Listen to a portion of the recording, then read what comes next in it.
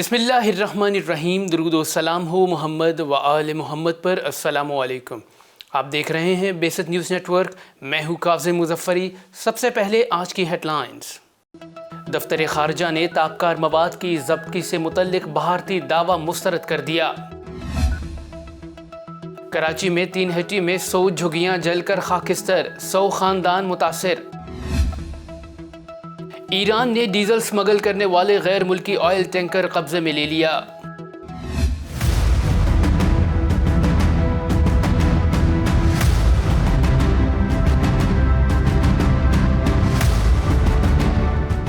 Saudi king Khalid airbase और आर्मको oil refinery एक बार फिर यमनी ड्रोन्स के निशाने पर। आलमी इदारा सेहत ने खबरदार किया है कि यूरोप में 5 लाख अफराद कोरोना के बाइस हलाक हो सकते हैं। रूसी बमबार तैयारों की अमरीकी रियासत अलास्का के करीब परवाजें।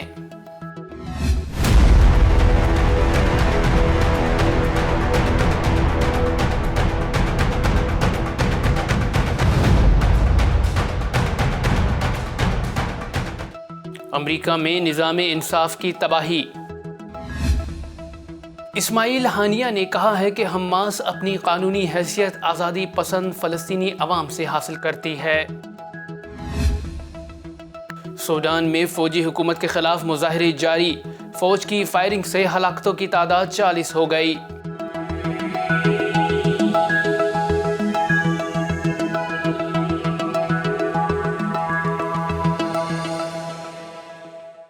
और अब ख़बरें तफसील के साथ। दफ्तर खारजा ने ताबकार मवाद की ज़ब्ती से मुतल्लिक भारतीय दावा मुस्तरद कर दिया। ज़राए के मुताबिक तर्जुमान दफ्तर खारजा आसिम इफ्तिखार ने कहा कि भारत की मुमकिना ताबकार मवाद की ज़ब्ती बारे इल्ज़ामात बेबुनियाद, मज़हक़ा खेज़ और भारत की जानिब से पाकिस्तान को बदनाम और बैनुल-अक़वामी बरादरी को गुमराह करने की साजिश है। तर्जुमान ने बताया कि भारतीय मीडिया ने कराची से शिंगाई जाने वाले जहाज़ पर कंटेनर्स में मुमकिना ताबकार मवाद ज़ब्त करने का दावा किया था। भारतीय मीडिया ने दावा किया कि मुमकिना ताबकार मवाद मंदरा पोर्ट पर हुक्काम ने ज़ब्त किया। तर्जुमान के मुताबिक कराची न्यूक्लियर पावर प्लांट हुक्काम ने बताया कि खाली कंटेनर्स चीन को वापस किए जा रहे थे। कंटेनर्स खाली थे। शिपिंग दस्तावेजात में कार्गो को सही तौर पर गैर मुअस्सर करार दिया गया था। तर्जुमान का कहना था कि ये कंटेनर्स पहले K2 और K3 न्यूक्लियर पावर प्लांट्स के लिए चीन से कराची तक ईंधन की नकलो हमल के लिए इस्तेमाल किए जाते थे। कराची में 3 हेटी में 100 झुग्गियाँ जलकर खाकिस्तर हो गईं, जिससे 100 खानदान मुतासिर हो गए। ज़राए के मुताबिक लियाकताबाद में 3 हेटी पुल के नीचे कायम झुग्गियों में आग भड़क उठी। आग इतनी शदीद थी कि देखते ही देखते तमाम झुग्गियां इसकी लपेट में आ गईं। फायर फाइटर्स ने मौके पर पहुंचकर आग पर काबू पा लिया। आतिशज़दगी के बायस वहां कायम दर्जनों झुग्गियां खाकिस्तर हो गईं, जबकि खुशकिस्मती से वाक़े में कोई जानी नुकसान नहीं हुआ। मुतासरीन का कहना था कि वो सो रहे थे। इन्हें सोते में आग की तपिश महसूस हुई, जिस पर फौरी तौर पर वो झुग्गियों से बाहर आ गए और जल्दबाजी में अपना थोड़ा बहुत ही साजो सामान बचा सके। उन्होंने मजीद कहा कि आग के बायस इनकी झोंपड़ियां मुकम्मल जल गईं और अब वो खुले आसमान तले रहने पर मजबूर हैं। ईरान ने डीजल स्मगल करने वाले गैर मुल्की ऑयल टैंकर कब्जे में ले लिया। ईरान की पासदाराने इनकलाब फोर्स ने डीजल स्मगल करने वाले एक गैर मुल्की ऑयल टैंकर को कब्जे में लेकर अमले के 11 अरकान को गिरफ्तार कर लिया। ईरान की पासदाराने इनकलाब फोर्स के तर्जुमान ने बताया कि गैर मुल्की ऑयल टैंकर में 150,000 गैलन डीजल गैर कानूनी तौर पर नामालूम मुकाम पर ले जाया जा रहा था। अमले के 11 अरकान को अदालत में पेश किया जाएगा। ख्याल रहे कि गुज़िश्ता माह के आखिर में ईरान ने एक वीडियो जारी की थी, जिसमें ईरानी बहरी फौज को अमरीकी बहरी बेड़े से नबर्द आजमा होते दिखाया गया था। इस वीडियो में अमरीकी बहरी जहाज ईरानी तेल चोरी करने की कोशिश कर रहा था।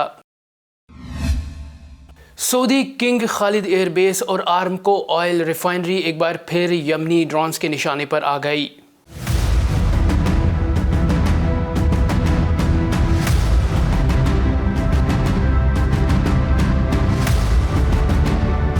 یمنی افواج کے ترجمان بریگیڈیئر جنرل یحییٰ سری نے کہا کہ مقامی طور پر تیار کردہ 14 ڈرونز کی مدد سے سعودی عرب کے 14 مقامات کو کامیابی کے ساتھ نشانہ بنایا گیا۔ ان کا کہنا تھا کہ ڈرونز نے دارالخلافہ ریاض کے قریب شاہ خالد ایئر بیس کو نشانہ بنایا۔ جدہ میں واقع شاہ عبداللہ انٹرنیشنل ایئرپورٹ پر ملٹری ٹارگٹس کو نشانہ بنایا گیا اور جدہ میں ہی واقع سعودی عرب کی سب سے بڑی آئل ریفائنری آرامکو کو نشانہ بنایا گیا۔ ڈرون اسٹرائکس میں سمد 2، سمد 3 اور اسٹرائکر 2 کے ڈرونز شامل تھے، جنہوں نے ریاض، جدہ، ابہا، جیزان اور نجران کے علاقوں میں متعدد ٹارگٹس کو نشانہ بنایا۔ جنرل یحییٰ سری کا کہنا تھا کہ یمنی مزاحمتی فورسز سعودی اور اماراتی دشمن کے خلاف یمن کے دفاع کے لیے بھرپور کارروائی کی صلاحیت رکھتی ہیں۔ ان کا مزید کہنا تھا کہ مزاحمتی افواج اس وقت تک مزاحمت کریں گی جب تک جارحیت ختم نہ ہو جائے اور محاصرہ اٹھا نہ لیا جائے۔ یاد رہے کہ مظلوم یمنیوں کی مزاحمت اور استقامت سے آج دولت کے گھمنڈ میں مست سعودی اور اماراتی شاہوں کی ناک خاک میں رگڑی گئی ہے۔ بدترین قحط سالی کا شکار یمنی بہترین مزاحمت دکھا کر سعودی عرب کی ریڑھ کی ہڈی آرامکو اور ہوائی اڈوں پر خود ساختہ ڈرون سے حملے کرتے ہیں اور امریکہ کے جدید ترین ڈرونز کو مار گراتے ہیں، مگر ان وقت کے ابابیلوں کو گرانے کی ہمت ابراہا کے لشکر میں موجود نہیں۔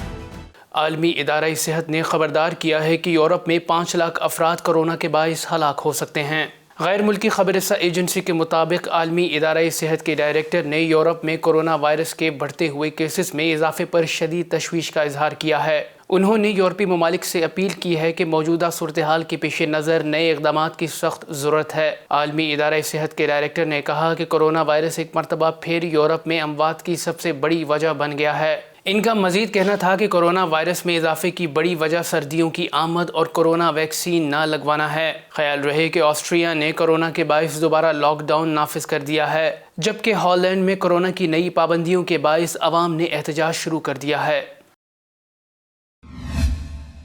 روسی بمبار طیاروں نے امریکی ریاست الاسکا کے قریب پروازیں کی ہیں۔ روسی وزارت دفاع کے بیان میں کہنا ہے کہ روسی Tu-95 اسٹریٹجک بمبار طیاروں نے الاسکا کے قریب غیر جانبدار پانیوں میں 10 گھنٹے طے شدہ پرواز کی۔ گزشتہ روز روسی صدر پیوٹن نے روسی فضائی حدود کے قریب مغربی جنگی طیاروں کی پرواز پر خبردار کیا تھا۔ روسی صدر کا کہنا تھا کہ مغربی اسٹریٹجک بمبار طیاروں نے روسی سرحد کے انتہائی قریب پروازیں کی ہیں۔ واضح ہے کہ مغربی ممالک امریکہ اور روس کے درمیان ان دنوں حالات کشیدہ ہیں۔ امریکہ مغربی طاقتوں سمیت بحیرہ اسود میں روس کے قریب جنگی مشقوں میں مصروف ہے، جس کو روس اشتعال انگیزی قرار دے چکا ہے۔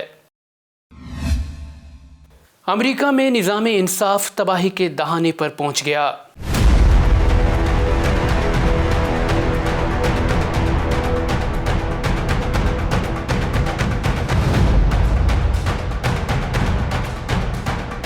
امریکہ میں 2 سیاہ فام شہریوں کو قتل کرنے والا سفید فام شہری کی بریت کے خلاف مظاہروں کا سلسلہ شروع ہو گیا ہے۔ گزشتہ روز امریکی عدالت نے کائل ریٹن ہاؤس نامی سفید فام قاتل کو شک کا فائدہ دے کر بری کر دیا تھا، جس کے بعد سے سیاہ فام کمیونٹی سراپا احتجاج ہے۔ نیو یارک سے کیلیفورنیا تک سیاہ فام امریکیوں نے امریکی عدالت کے متنازع فیصلے کے خلاف احتجاج شروع کر دیا ہے۔ مظاہرین نے ہاتھوں میں بینرز اور پلے کارڈز اٹھا رکھے تھے جن پر حکومت کے خلاف نعرے درج تھے۔ مظاہرے کے شرکا کا کہنا تھا کہ یہ فیصلہ نام نہاد امریکی نظام انصاف کے منہ پر زوردار تماچا ہے۔ بعض مظاہرین کا کہنا تھا کہ امریکہ کا سارا نظام مجرم ہے، جس نے ایک قاتل کو جیل بھیجنے کے بجائے آزاد کر دیا۔ امریکی رکن کانگریس میگن ہنٹ کا کہنا تھا کہ ایسا لگتا ہے کہ امریکی نظام انصاف سفید فام لوگوں کے لیے کام کر رہا ہے۔ دوسری جانب عوام کو تحفظ فراہم کرنے کے بجائے پولیس نے مظاہرین پر فائرنگ کی اور ربڑ کی گولیاں برسائیں، جس کے نتیجے میں متعدد افراد زخمی ہو گئے۔